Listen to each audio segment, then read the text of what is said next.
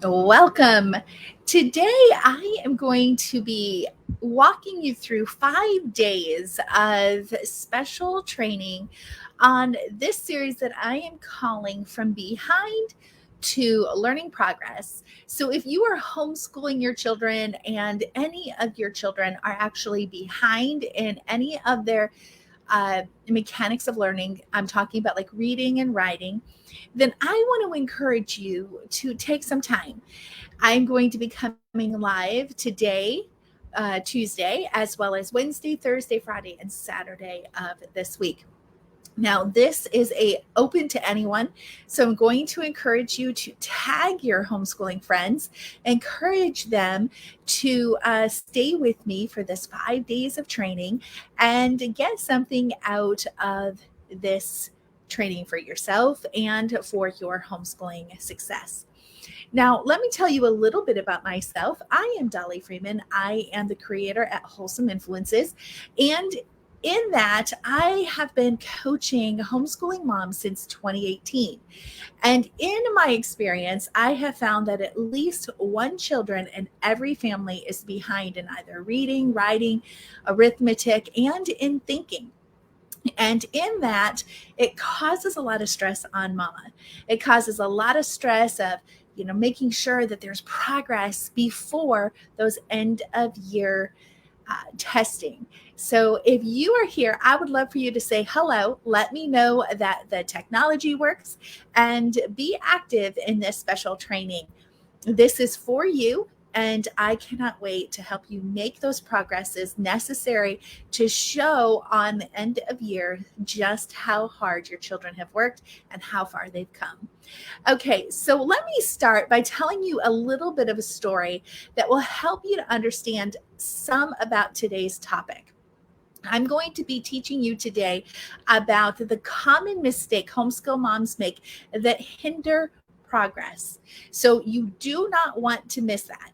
Make sure you're listening in as we're going through this.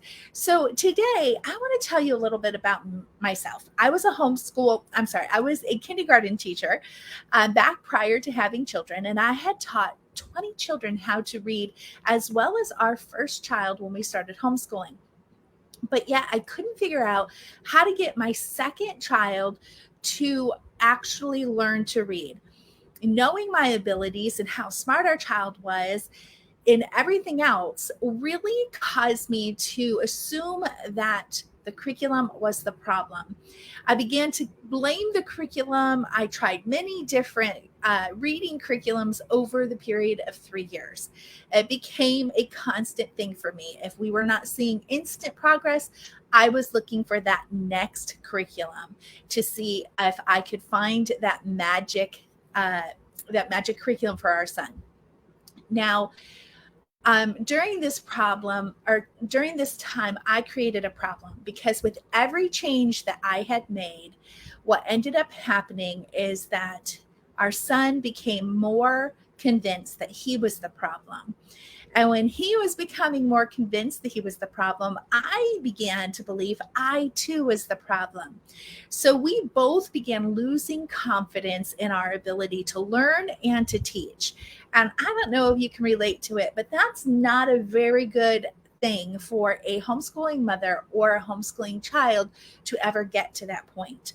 So if you're experiencing that, I want you to understand, I know I've been there, I've done that. And my heart is to help you to avoid it as much as possible if you've not experienced it yet, but also to help you to see what this common mistake is so that you can avoid it and, more importantly, correct it if you're making it. Okay, so before I get started, I want you to know that it wasn't until our son was 16 years of age when I would say that he was reading well enough for me to breathe, well enough for him to be able to be completely independent in all of his schoolwork and him feeling confident in his assignments. So, with that, I did not realize until I came across an article in a homeschool magazine that outlined dyslexia.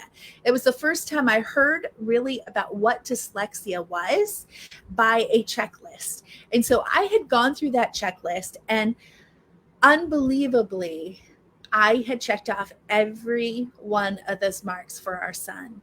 I began to cry because I realized this was why I wasn't able to correct him.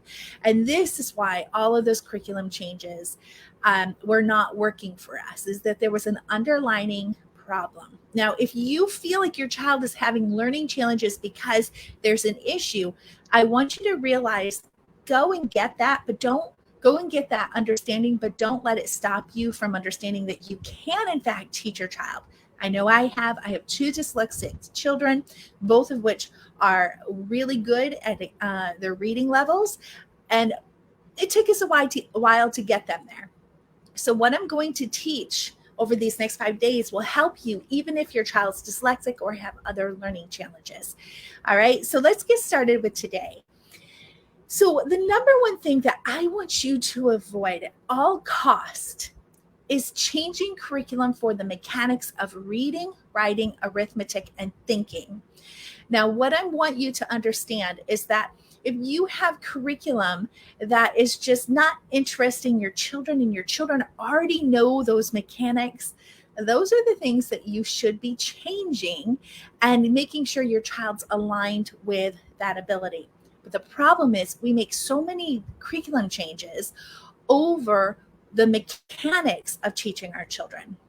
Now, if you are like me, making those changes consistently or becoming habitual at changing your curriculum, like I did when I first started out and couldn't get my child to read, I want you to know that those changes actually were hindering progress, because every time I made a change, his confidence decreased, my confidence decreased, and more importantly, we had to start over. So if I was making those changes the first couple of weeks, there wasn't a big problem.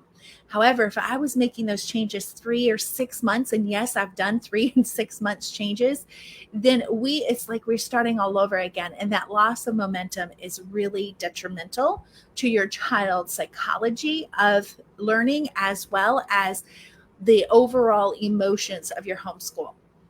So let me help you understand a few of the curriculums that I would give a thumbs up to and tell you, yes, go ahead and stick to one of these. Abeka is what I taught in the Christian school as a kindergarten teacher, and all of the children excelled well. Out of 20 children, half of the students were above grade level. They were reading at a third grade level at the end of the year. The other the other 9 were reading at grade level or just above, meaning they were ready for first grade or perhaps second grade reading level. There was one child who just did not have the support at home, that was not reading enough to move into first grade, but he had progressed enough for him to be reading some, but not to be able to have confidence moving into first grade. So, and that all stemmed from not having enough practice, and practice is important. So Abeka is definitely one that I would give my thumbs up for. It is very structured. So it's one that you want to make sure that you have your schedule planned out. And the same thing as Bob Jones. I taught our first child how to read with using Bob Jones. I wanted something a little less structured. Bob Jones was a little bit like that. But still quite structured. So if you need structure, Abeka or Bob Jones works really well. Now, they were not working for my son, or because he wasn't showing the progress of my daughter, I went ahead and switched with 100 easy lessons. And even though that helped him make some progress, meaning that he was really good at understanding how to do the 3 sounds together, he wasn't progressing much with bigger words. And so for me, I don't feel that's enough lessons, especially for dyslexic children or those who have other learning challenges. Now, I will say that I used it to teach our third child, and he learned how to read really well from the 100 easy lessons, but he did not have any learning challenges that was stopping him, like dyslexia.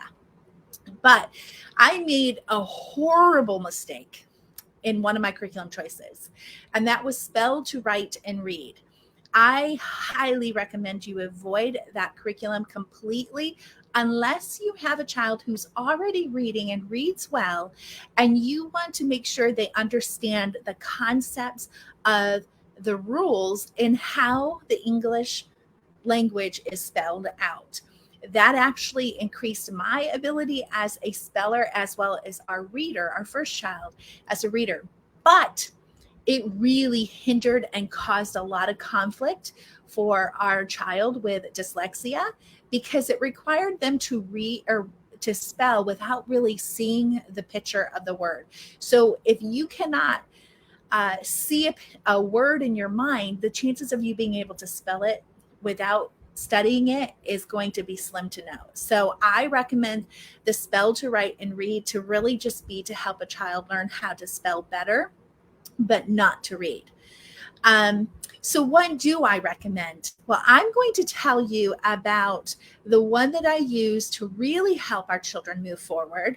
And I'm putting the link in the comment. This is an affiliate link. So it's coming. I guess I'm struggling here a little bit. So it's all about reading. What I love about all about reading is that it actually has a lot of hands-on elements, meaning that my dyslexic children loved being able to use the hands-on to actually learn to read, as well as the beautiful books that go along with it. They really loved them, and it helped them to progress pretty quickly. So if you have a child who's behind, go ahead and start there. Now, once your child learns the basic of phonics and can do easy words, I encourage you to just step right into books. Books are the best way for your children to learn to read. In fact, our last child, our fourth child, has been able to progress much faster because we jumped into books faster once we learned the mechanics of what it is to read, the phonics and the multiphonics. Once we got there, we went right into books faster than we did with our other children. So I encourage you to do that. Now, let me talk to you about this second point, the secret to helping you avoid this common mistake.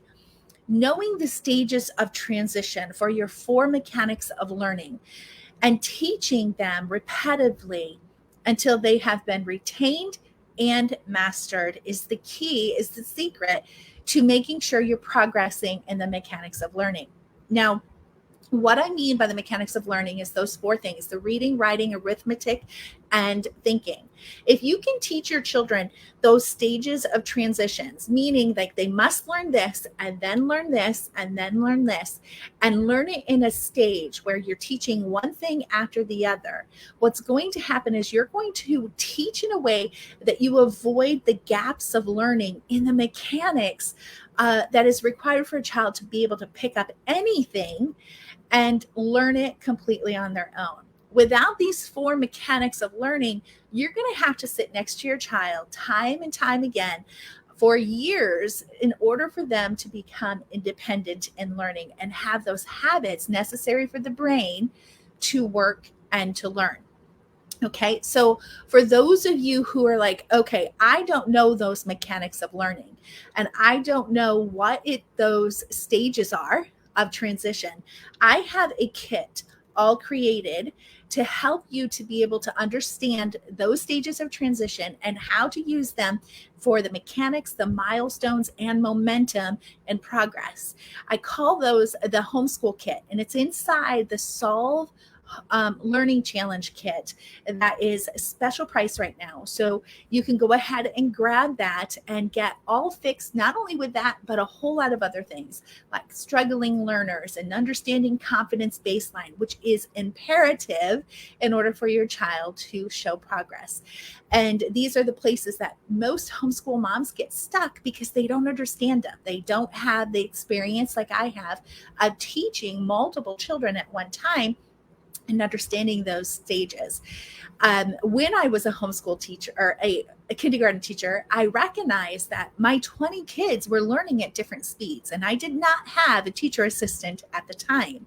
So I had to go to the principal and say, hey, can I break up this class into designed especially hand-picked groups for them to be able to learn at their pace? And this is how I made sure that I got kids going and progressing into reading at grade 3 levels when they got done with kindergarten, as well as kids who were ready for first and second grade levels. It was a mix of them, and they were in my second one.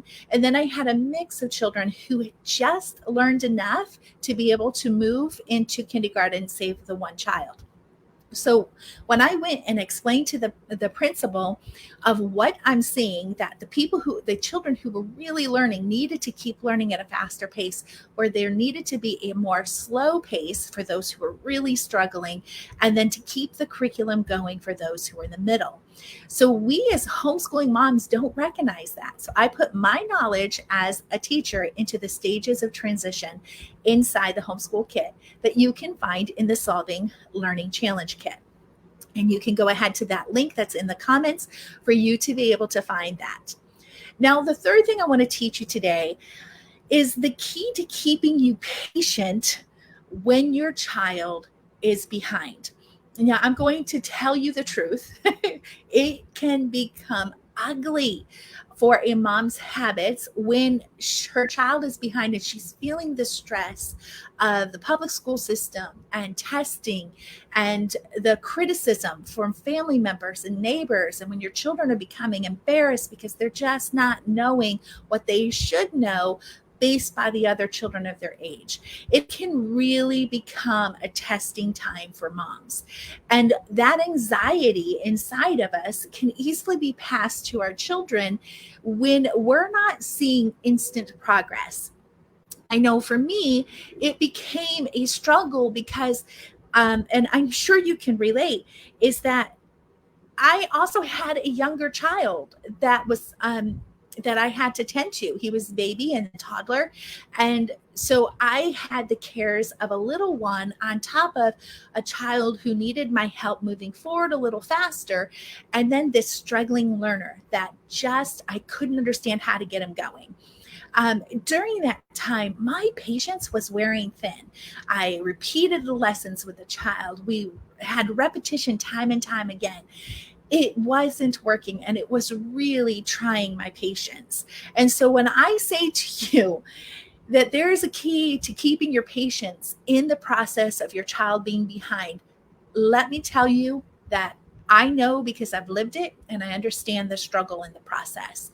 So here's what I want you to understand. Charlotte Mason, my mentor, in her books written back in the 1800s, wrote something that has made a difference in how I look at my children, rather they're progressing or rather they're behind or right where they're supposed to be.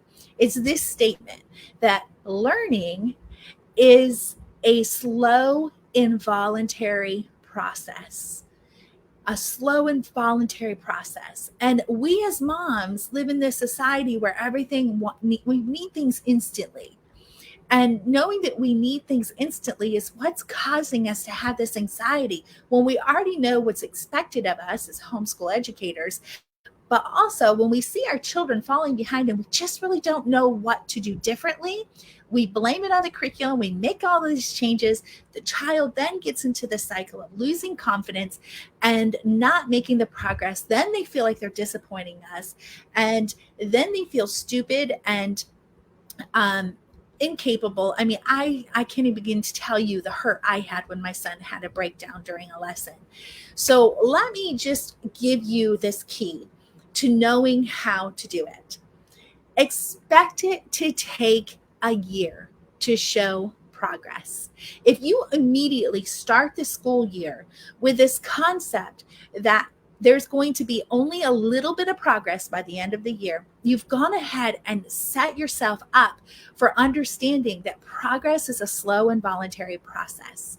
And it requires repetition, commitment to being consistent. It requires loving your children in their difficulty times.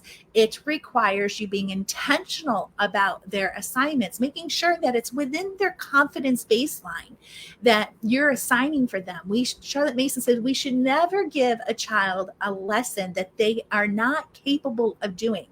I made that mistake so many times. I would give my children books that they had no understanding of how to actually read those books. That just caused more frustration for the child, more anxiety for me. But when I met my child at the confidence baseline of their, for them in that moment, for that part of the year, what ended up happening is their confidence grew so fast, their skill improved. And then when their skill improved, their speed improved. And so with that, we saw progress with the confidence. So what I want you to realize, and this is the key here, you set yourself up for understanding it's going to take a year to get your child behind, and it needs to become the main focus of your school year. Whatever mechanic your child is behind in, that's where you should be. And let me just solve that question for you. If your child's behind in reading, nothing else matters. Okay, that's where reading is. If your child's behind in writing, but they already know how to read, and that's where it is. If your child is behind in math, you need to work on thinking with arithmetic so that they understand. Most children who are behind is not because they can't memorize the facts, because they don't know how to use those facts in word problems. Their mind is not able to think through what to use when. Okay, so you got to slow down, and you got to give yourself a year to fix what's what's broken, so it works by the end of the year. All right, so you're going to slow down, and you're going to give yourself that permission to take it slow. But in doing it, this is where you need to show up. You need to show up to encourage your children when there's something new or difficult. We do not do this enough as homeschooling moms. We did this, all of our children. This is how they've learned how to walk and talk, how they learned to potty train, is we used encouraging and praise to help them. So when there is something new or difficult, you begin to encourage your child. However, when we see forward progress, and only forward progress, even if it's the smallest, we then begin to praise our children for the effort they put in and the momentum that they're having. Now, I talk a lot about that inside the Solve Learning Challenges kit, so it'll help you to understand how to do that.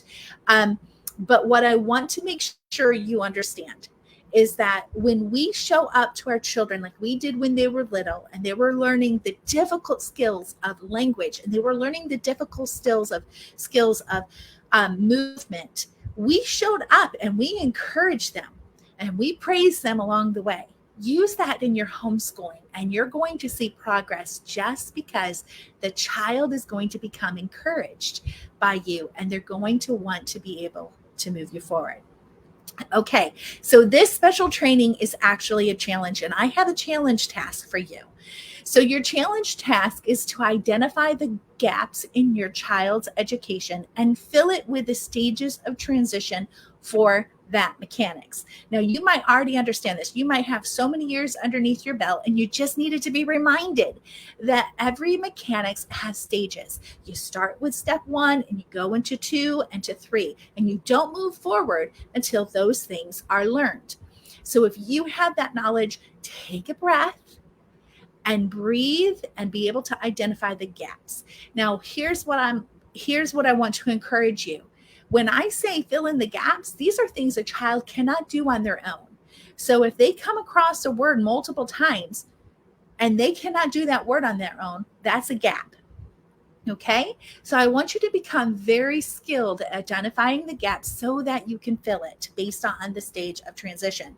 Now, I'm going to remind you, you can go ahead and have it all done for you inside the Solve Learning Challenge kit.com, or let me help you get started with some free posters. These free posters, I'm grabbing the link and putting it in the comment. These free posters are going to help you to understand how to influence your kids to show progress, even if they're really behind. These posters will help you do that. And you'll know how to exactly structure your lessons to overcome the struggles in learning. I'm going to tell you what is on that one poster I've never taught, not even to my clients. So if you're a client and you're listening, make sure you get the posters. Now, the posters are inside the kit because they just work beautifully with everything in the kit. But if you just can't get the kit, get the poster set to get started. And then it's also going to help you to understand the secret to identifying gaps in your child's education. This is not the step by step. These are the key things you need to be doing as a homeschooling mom to help you understand how to identify those gaps. And then the third poster is going to help you motivate your kids to love learning. And that's a step by step, tried and proven path that I have used with my struggling learners to get them motivated to want to learn. And they ended up loving learning because of it.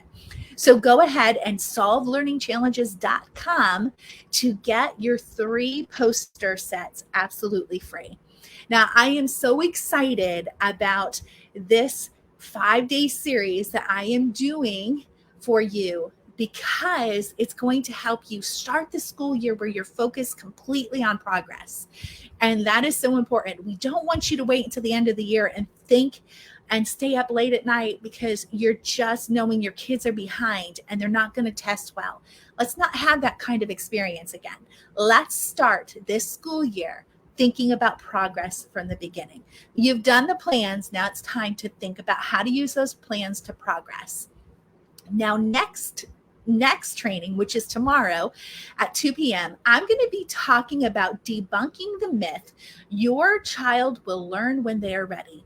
I can't begin to tell you, I'll tell you about it tomorrow actually, about how that derailed the progress of our son in a horrible way and what I did differently to make progress a priority. So I hope to see you there at 2 p.m.